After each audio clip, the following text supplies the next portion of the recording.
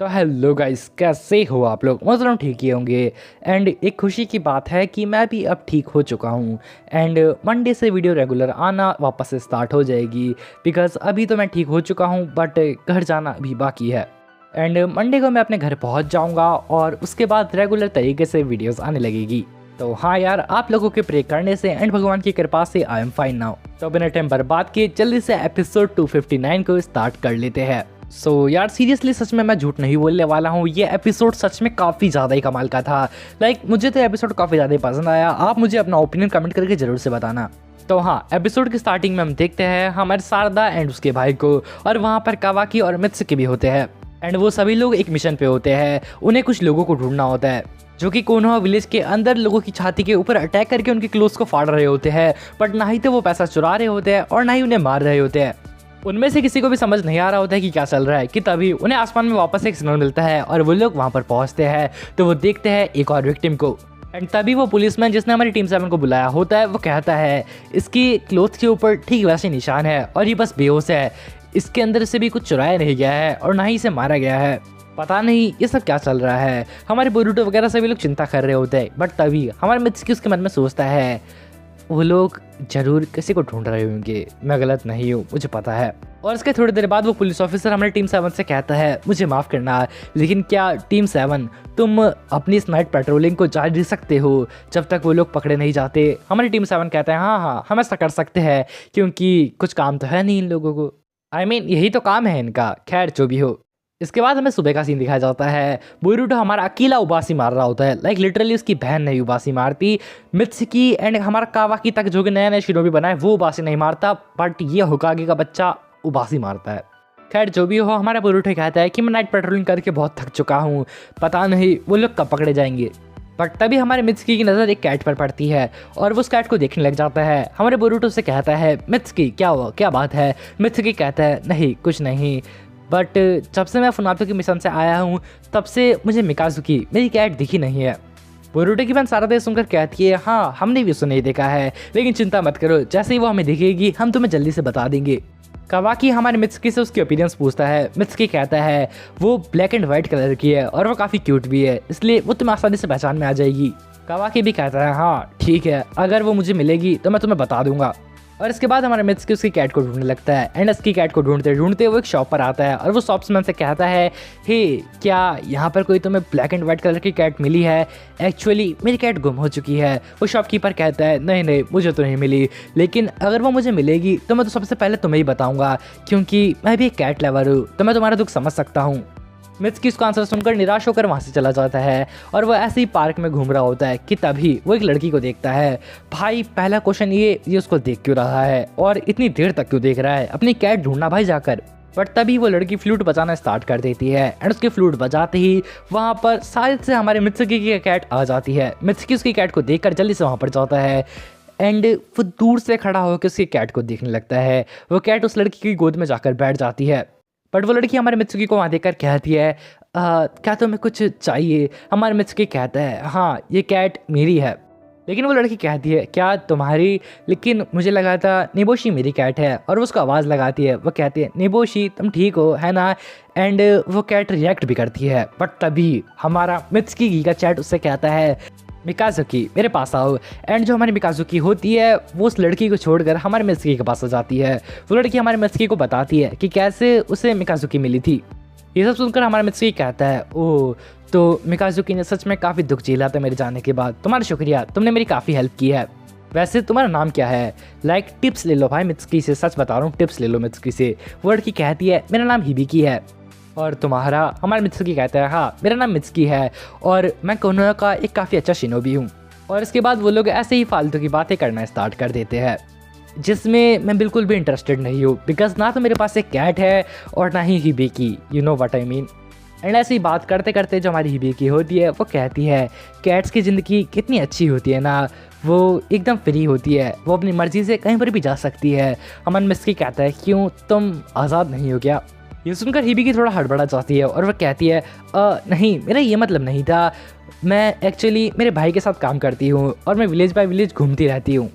तो इसलिए मुझे खुद के लिए ज़रा टाइम नहीं मिलता। हमारे मित्सकी कहता है ओह अच्छा ऐसा क्या। एंड देन तभी वहाँ पर उसका भाई उसकी रेडी लेकर आ जाता, सॉरी भाई मुझे माफ़ करना।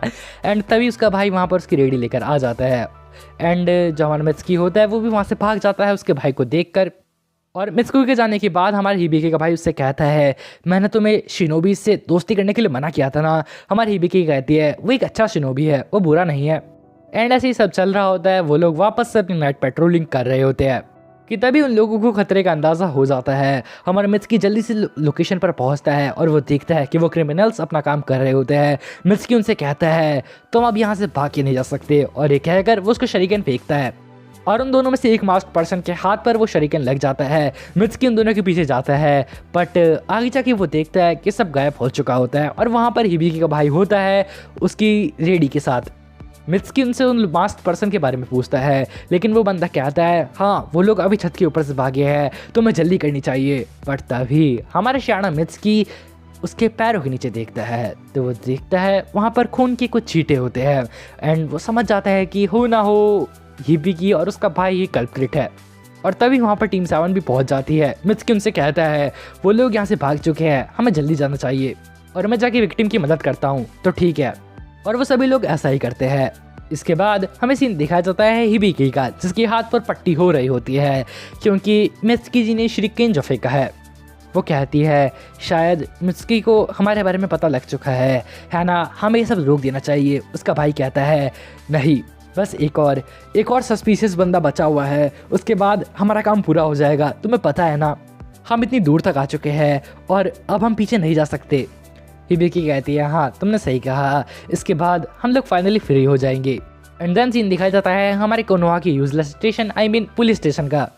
भाई जहाँ पर शिनोबी रहते हो, निंजा रहते हो, वहाँ पर पुलिस क्या कर रही है भाई, मुझे समझाओ यार, कोई कमेंट सेक्शन में समझा दो प्लीज़। हमारे टीम 7 उनसे माफ़ी मांगती है और वह कहती है हमें माफ़ करना, हम उनके काफ़ी क्लोज थे लेकिन हम उन्हें पकड़ नहीं पाए। वो पुलिस ऑफिसर कहता है हाँ कोई बात नहीं। मतलब भाई पुलिस ऑफिसर शर्म आ रही है तुझे, हाँ कोई बात नहीं कहते हुए। उन लोगों ने उनको शरीकेन फेंक के मारा है, तूने आज तक उनकी शक्ल तक नहीं देखी है, एंड तू हाँ कोई बात नहीं कह रहा है, एटलीस्ट एक कॉम्प्लीमेंट तो दे देता। खैर जो भी हो, हमारा जो पुलिस ऑफिसर होता है वो उन लोगों को कुछ एडिशनल इन्फॉर्मेशन देता है। वो कहता है जितने भी लोगों के ऊपर अभी तक अटैक हुआ है वो सभी लोग एक एक्स शिनोबी है। एक्स शिनोबी मतलब जो लोग वो पहले शिनोबी का काम करते थे लेकिन अब वो लोग अपना ही कुछ अलग धंधा पकड़ के बैठे हैं। और वो पुलिस ऑफिसर कहता है ऊपर से वो सभी लोग एक विंड स्टाइल यूज़र है। हाँ पता नहीं उन लोगों का इरादा क्या है। बोरुटो की बहन कहती है चिंता मत कीजिए, हम उन लोगों को पकड़ लेंगे। और इसके बाद हमें शाम का सीन दिखाया जाता है। मित्सकी उसकी बंदी आई मीन हिबिकी के पास जाता है और वो उससे कहता है हे तुम्हें पता है वो लोग स्मोक बम का यूज़ करते हैं। हिबिकी काफ़ी डरी हुई होती है और वह कहती है तो मैं क्या करूं। मित्सकी कहता है तुम्हारा नेक्स्ट टारगेट कौन होने वाला है। हिबिकी सुनकर कहती है मुझे पता था, तुम्हें ये पता लग चुका है। असल में मेरे डैड को एक थीफ ने मार दिया था। वो एक विंड स्टाइल यूज़र था। वो विंड स्टाइल यूज़र काफ़ी अच्छा विंड स्टाइल यूज़ करता था। हमने काफ़ी ज़्यादा कंप्लेंट्स करी लेकिन हमारे पास सबूत कम थे। हमें बस इतना ही पता था कि उस विंड स्टाइल यूज़र के पास में यानी कि उसकी चेस्ट पर मेरी डैडी की स्वॉर्ड का एक निशान था और वो एक विंड स्टाइल यूज़र था, बस इतना ही। और सबूत काफ़ी नहीं थे किसी को पकड़ने के लिए, इसलिए किसी ने हमारी मदद नहीं की। और तब से हम लोग विलेज बाय विलेज घूम रहे हैं और उस थीफ का पता लगा रहे हैं ताकि हम अपने डैड को इंसाफ दिला सके।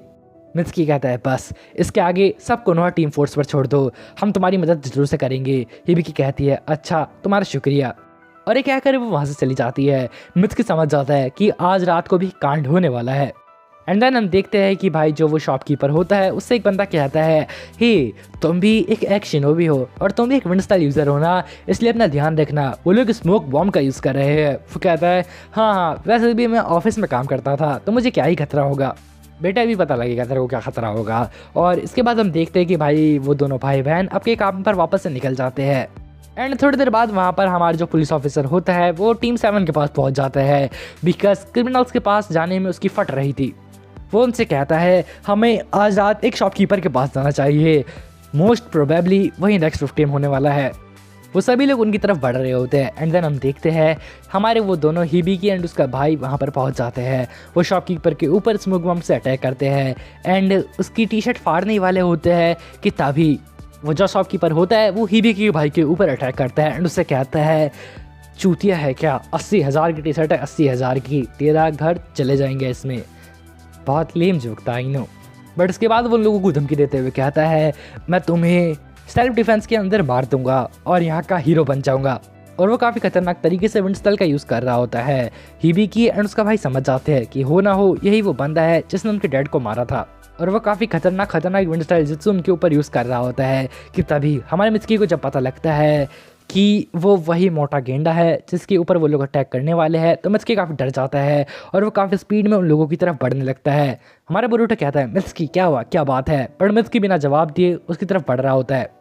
एंड यहाँ पर हमारी हिबिकी के ऊपर एक जानलेवा अटैक होने वाला होता है कि तभी एंड मौके पर वहाँ पर हमारा मित्सुकी पहुँच जाता है और वो उसके विंड स्टाइल जुत्सु को अपने लाइट स्टैंग जुत्सु से काट देता है। वो शॉपकीपर कहता है ये क्रिमिनल्स, इन्हें पकड़ लो।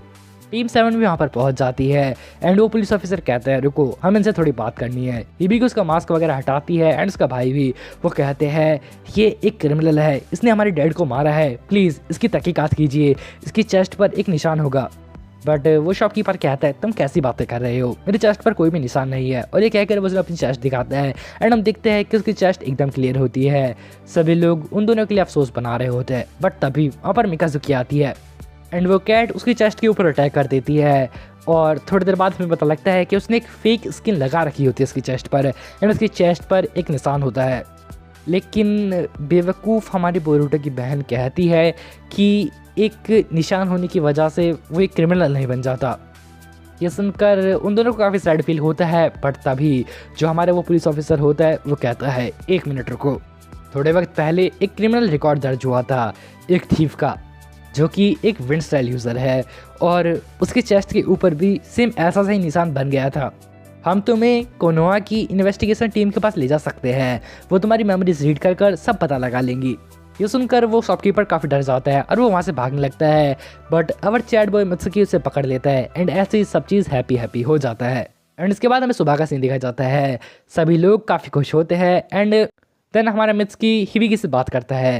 हिबिकी कहती है अब हमें इस विलेज को छोड़कर जाना होगा, हमें यही ऑर्डर मिला है क्योंकि हमारी पहचान इस विलेज में कुछ अच्छी नहीं बनी है। हमारा मित्सुकी कहता है हाँ कोई बात नहीं, वैसे भी अब तुम फ्री हो एंड मुझे खुशी है कि तुम्हारे डैड का क्रिमिनल पकड़ा गया। वो भी काफ़ी खुश होती है और लास्ट टाइम वो हमारे मित्सुकी की कैट से मिलती है एंड ऐसे ही सब चीज़ हैप्पी एंडिंग हो जाता है। तो भाई ये था हमारे आज का बोरुतो का फिलर एपिसोड, जो कि लिटरली यार काफ़ी ज़्यादा ही अच्छा था, लाइक अच्छे से और अच्छा था भाई, मुझे पसंद आया। तो बस आपसे बस यही कहना चाहूँगा कि वीडियो पसंद आया हो तो वीडियो को एक लाइक कर दो, चैनल को सब्सक्राइब नहीं किया है तो चैनल को सब्सक्राइब कर दो। 20K के काफ़ी ज़्यादा ही करीब है यार, सब्सक्राइब कर दो प्लीज़। तो यार सायोनारा शिता।